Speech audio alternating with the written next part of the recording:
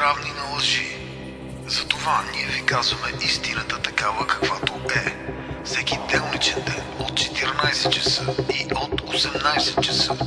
Слушайте по Радио 42. Дезинформационната емисия.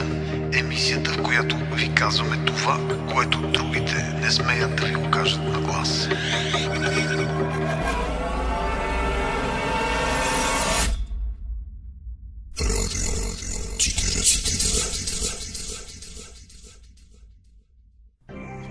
Опитаха се да убият председателя на агроекологичните земеделски производители и председателят на кауза лично Александър Атанасов. Атанасов е прострелян в крака и с множество синини по тялото и с счупени зъби. Извършителен на деянието е Николай Нейчев, собственик на фирма Агрия, която се занимава с внос и дистрибуция на препарати за растителна защита.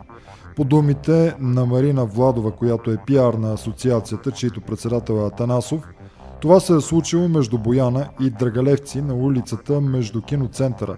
Атанасов и Нейчев се срещат, почват да си говорят съвсем нормално. В един момент Николай Нейчев се изнервя, вади пистолета и стреля по Александър. Александър е откаран в Пирогов от свой приятел, а Нейчев си е тръгнал. После са го арестували. Владова казва, че мисли, че те са се срещнали случайно, но не е абсолютно сигурна. По думите й е възможно скандала да е тръгнал заради жена. Александър има дете от Елена Ангелова, бивша мис България 1999 година, която е и бивша жена на Николай, но те отдавна не са в добри отношения. А ето и информацията според останалите медии. Нейчев и хората му нападат Атанасов с жесток побой, който завършва с поредица от 10 неуспешни изстрела, разказват свидетели на инцидента. Накрая Нейчев успява да простреля Атанасов в десния крак. Раненият Атанасов е откаран в Пирогов без опасност за живота. Александър Атанасов е бивш главен експерт в Министерството на земеделието и храните. Той стана известен с дейността си по разкриването и изобличаването на корупционните схеми, които се извършват в Министерството на земеделието и фонд земеделие, чрез които се източват милиони държавни левове, и заради разкритията си беше уволнен оттам от заместник министъра на земеделието и храните Васил Грудев. Конфликтът му с собственикът на Агрия АД Николай Нейчев е за това, че Нейчев не дава достъп на Александър да види сина си Кристиян, който той имал от бившата жена на Нейчев, адвокат Елена Ангелова, бивша мис България 1999 година. Конфликтът обаче се е изострил, когато като лице на кауза лично, Атанасов призовава земеделските стопани да не купуват от Агрия АД. Ето и призива на кауза лично.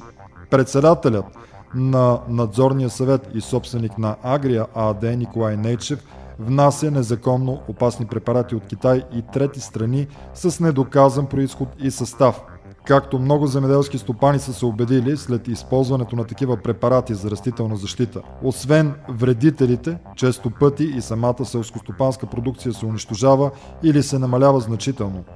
Внасените отрови само се пакетират в завода на Агрия АД и Николай Нейчев, но не се произвеждат там. Те се представят и продават като препарати за растителна защита. Осъществената печалба за Нейчев и компанията е над 400%.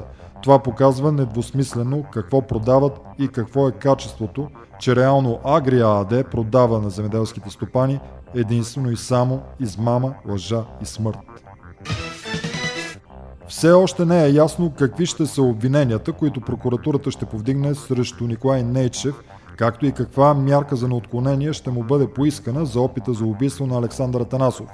Това стана ясно от разговор на Радио 42 с пиара на Софийската градска прокуратура Татяна Петкова. Дали ще има повдигнато обвинение на Николай Нейчев, собственика на Агрия, за опита за убийство на Александър Атанасов, който е извършен в събота вечерта в Драгалевци? Ами да ви кажа, още нямаме информация за това. Смисъл има, но се работи по случая. Ще видим дали някакво официално съобщение ще пуснем. В събота и неделя има дежурен прокурор и за момента изясняваме нещата. Къде е точно, какво е така.